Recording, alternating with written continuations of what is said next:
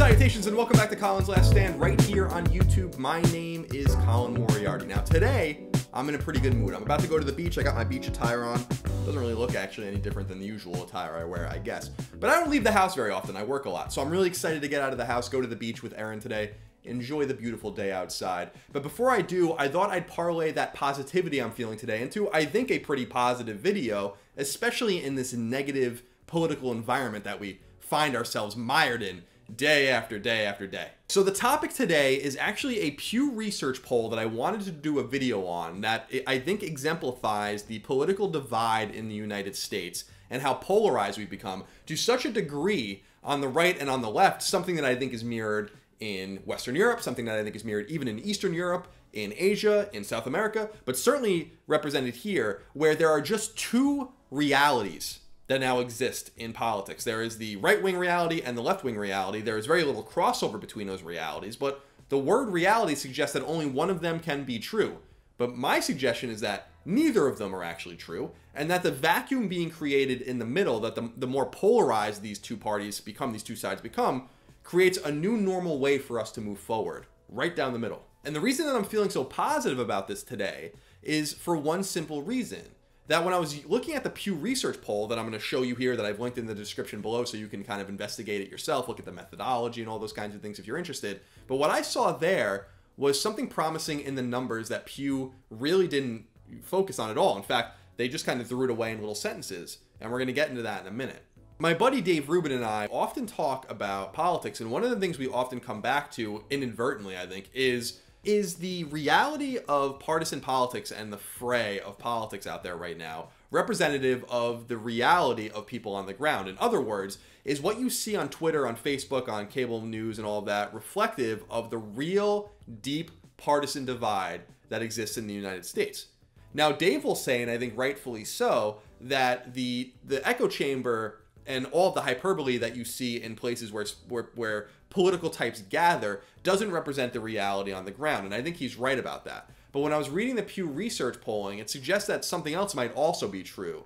That there really is a divide growing amongst people that lean conservative or lean liberal, or extremely conservative or extremely liberal. And that they actually look at very fundamental institutions of the United States in ways that actually suggest that they're not even talking about the same things. And this in and of itself is a negative. And I know that I wanted this to be a positive video, and it's going to be a positive video, but certainly when you look at, 1 + 1 = 2, and one side vehemently agrees with it and one side vehemently disagrees with that, that's a tough situation to find our society in. So what Pew did is they endeavored to ask something like 2,400 participants, split somewhat evenly, although not completely evenly, but somewhat evenly between Republican or conservative leaning people and Democratic or liberal leaning people, and independents that also lean one way or the other. Like, I'm an independent that leans to the right. So they asked well over 2,000 people how they felt about certain fundamental institutions to the United States and whether they're positive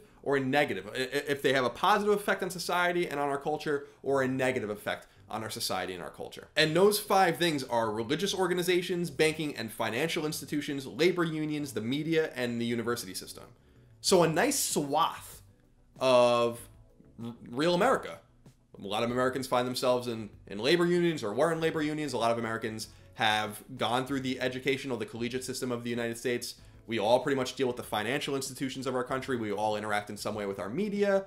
And many of us are of a religious conscience as well. So these questions, I think, are a nice kind of just broad brush of how we're going to judge society. But the disconcerting thing about Pew Research's findings, and again, Pew Research being a very, very well-respected organization in polling, so I believe what they're saying, but the disconcerting thing about their numbers is that Democrats and Republicans just answered things, for the most part, radically differently. When it came to religious organizations, the GOP respondents thought that there was an overwhelming positive effect to be had by religious institutions on our American society. While Democrats agreed that there was a positivity there, but far less so. There's a swing of about 45 points between them.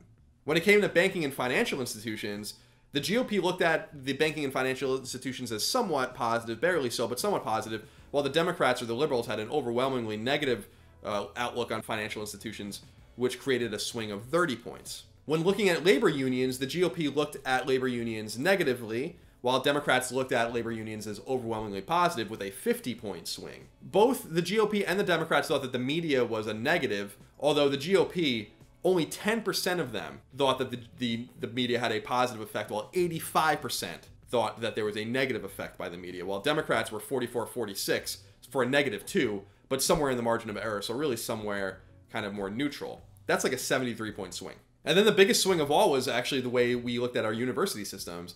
The GOP looks at it as a negative, the liberals and the Democrats look at it as an overwhelmingly positive for a 75-point swing. Actually, if you look deeper into Pew Research's polling, you realize that if you identify as very liberal or very conservative, these numbers actually become even crazier, more scattered. And that illustrates where I think the positive comes from. But there's an even greater positive to draw out of this when you look at something that I think Pew buried, which is how many people didn't respond at all with an "I don't know." Because that's going to be a powerful tool in creating this new third way forward. I don't know. So when asked about religious organizations, 13% of conservative respondents and 14% of Democratic respondents answered, "I don't know."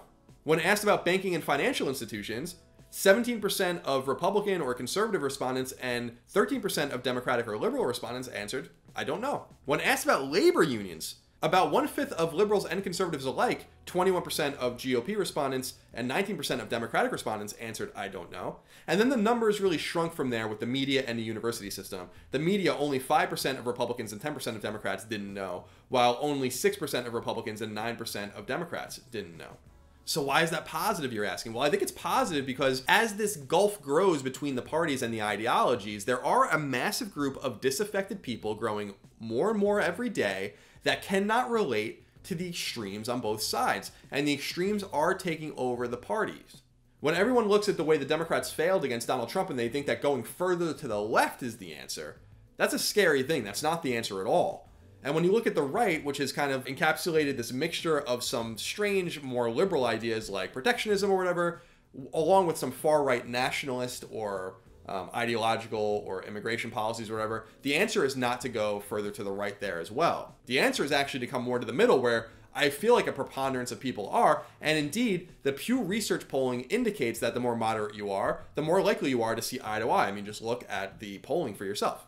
I feel like a lot of people disparage the idea of a third party or a third way forward, and I understand why that is. I mean, there have been some comic book characters that have run third party or independent in the past. I'm actually going to do a video in the coming weeks on the history of third party candidacies in the United States, so that's something to look forward to if you're interested in that. But nonetheless, I think the major failure of third party or independent candidates, and I really want to focus more on third parties as opposed to independent, because there is no foundation, there is no platform from which to build everything. And unlike the Democrats and the Republicans, this movement is going to have to start from the top and trickle its way down, not the other way around. So there's an uphill battle to be fought, and I know that everyone always looks at this as a fool's errand, but I really do believe that in a polarized society in which we live in, the candidacy of a viable third-party candidate, as soon as 2020, and certainly by 2024, but I think 2020, is inevitable. And you're seeing it in Pew's numbers, the numbers that they kind of didn't sweep under the rug, but just kind of felt like they weren't important because it didn't tell the story that they wanted to tell. The story there is not only a polarized America, the story is that there's a bunch of disaffected people. If you can rally 10 or 15% of the people around a movement that speaks for them, as opposed to two movements that don't speak for them, in which they're selecting the lesser of two evils, as the old adage goes, that's a massive win for the system. They're not going to win an election with 10 or 15% or 20% or 25%, but that's a massive, huge way to affect change, to show the Democrats and the Republicans that we're not messing around anymore with these polar extremes, that we're not messing around anymore with the hyperpartisanship, with the lack of any sort of compromise or coherent way to work together. It wasn't that long ago when Republicans and Democrats were closer to the center and that there was a Venn diagram that developed where they might have disagreed on a bunch of issues, but they could agree on something and get something done together. They're so far apart now that there is no overlap in the circle, and that just leaves, again, that gap, that massive swath in the middle where there's lots of people. There are millions and millions of us in the middle that aren't in the middle because that's the place we want to hedge our bets. We're in the middle because we look at this and we're like, these extremes simply cannot speak for us. And so when I look at the Pew Research numbers, I'm like, great, this is awesome news. There's something for us to work with here. There are people comfortable enough to answer some of these questions, of course, but there are plenty of people that are not comfortable, that are comfortable saying, I don't know, that these problems and quandaries are way more complicated than a yes or no, or positive or negative. Are religious organizations having a positive or negative effect on American politics and American society? Well, Religious institutions do inject a level of morality and a level of hope and faith into society, which I think is a positive. Religious organizations and religious charities help homeless people and people that have, women that have been beaten or people that are addicted to drugs and all those kinds of things. So they do have a huge positive effect. Yet American society is supposed to be built on secular roots. American society shouldn't be influenced overtly by religion and all those kinds of things. So I'm somewhere in the middle. Banking and financial institutions, of course, they have a positive effect on American society. We all put our money in banks. We trust them with our money, with the FDIC and all those kinds of things. I guess it's easy to do. They lubricate the economic wheels with loans and with lots of capital investments and all those kinds of things. But banking and financial institutions also take advantage of loopholes in the system. They are responsible for what happened in 2008 and other things, along with people that went along with them, of course. But again, I'm somewhere in the middle. I don't know that they're positive or negative. I'm comfortable enough saying that. Labor unions. I'm against public sector unions for the most part, except for if you're putting your life on the line or you're in some sort of danger. So if you're a cop or something like that, then I think there's probably nothing wrong with being unionized.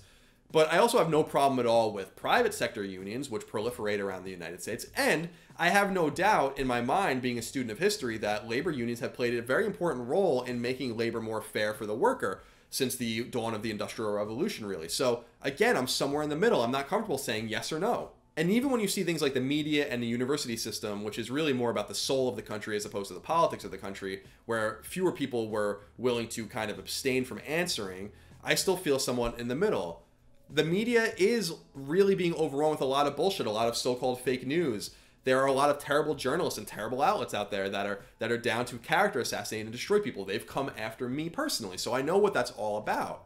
But there are also great outlets and great journalists doing great work out there that I try to heighten and expose on my own show here on Colin's Last Stand that you can find in the description in my bibliography of every single video that I do. So obviously, I'm somewhere in the middle on that as well. And I'm a product of the university system in the United States. I went to a great private university that I'm really proud of having gone to, but I also acknowledge that there is a partisan takeover of certain colleges going on. You can see it as clear as day, and that partisanship really has no place in overarching kind of collegiate ecosystems where people are supposed to be able to absorb and learn from different kinds of ideas from different parts of the political spectrum. And I encourage that, and I hope that that continues to happen. So again, I don't know that I can answer that as a simple yes or no. We're going to be able to, I really feel confident about this, create a movement in 2020 and 2024 that shirks the nonsense going on both sides, that lops off the reasonable, moderate parts of both sides and takes the moderate and good ideas from both sides, the low taxation, say, from the right wing, the environmental and climate change causes from the left wing, just as an example, and combine them into something cohesive and coherent that we can all rally around. So third-party candidacies are usually about some sort of minor cult of personality thing going on, but our movement is going to be about more than that. Our movement is going to be about ideas, something sustainable, and something that we can grow and build upon for the future. For 2024, for 2028, for 2032. What we're trying to do here to create reason and logic and an ability to select and choose the best ideas regardless of ideology will ring truer and truer to more and more people. I'm feeling damn good about that being the new reality. And others are starting to agree. The things we've been saying in our little corner of the internet for a long time are starting to become more popular. Just look at the CBS op-ed that really encapsulates it. Guys, there is a third way opening. We have to seize the opportunity before us. And we don't want those on the extremes. I don't want anything to do with those people, the people that actually insult centrism, that act like we're trying to have it both ways or that we're unwilling to make a stance. No, what I'm saying is just because Donald Trump's in office and I don't like Donald Trump doesn't mean I like you any better, because I don't. Donald Trump doesn't seem like a good man. Donald Trump doesn't have his mind wrapped around the issues. He doesn't have good opinions on those issues. Guess what? Neither does the other side. Sorry. Oh, I'm feeling good. I'm feeling good. It's time for me to go to the beach. I'm going to enjoy this day, get the hell out of the house for once in my life. But I hope you enjoyed the video. Thank you so much for your support here on Colin's Last Stand. I really hope that you're enjoying what I'm doing here. Please thumb up the video if you liked it. Thumb it down if you don't. Leave some comments down there. I'm often in the comments interacting with you guys. Please keep it respectful and constructive. We have a great thing going on here on YouTube compared to so many of these other, cesspool ecosystems that are on YouTube. We have, I think, something a little more positive and constructive going on and substantive, and so let's try to keep that going. Please share this video with your family and friends if you're so inclined, and please consider supporting me on Patreon at patreon.com/ColinsLastStand. As you may have noticed, this entire series is ad-free, no baked-in ads, no activations, no ads even running on YouTube. This is entirely fan-funded through subscriptions at Patreon at the $1, $5, $10, whatever a month levels. You get special perks for going over there, and you also ensure that this remains independent and viable for an entire audience of people that might not be able to pay for it or might not be inclined to pay for it. So I appreciate you whether or not you are over there on Patreon, but obviously my patrons hold a very special place in my heart. Anyway, I appreciate your time and I appreciate your attention. I hope you have a great rest of your day and a great weekend. I'll see you on Monday for that Dunkirk video, as I promised a long time ago. Until then, keep on learning.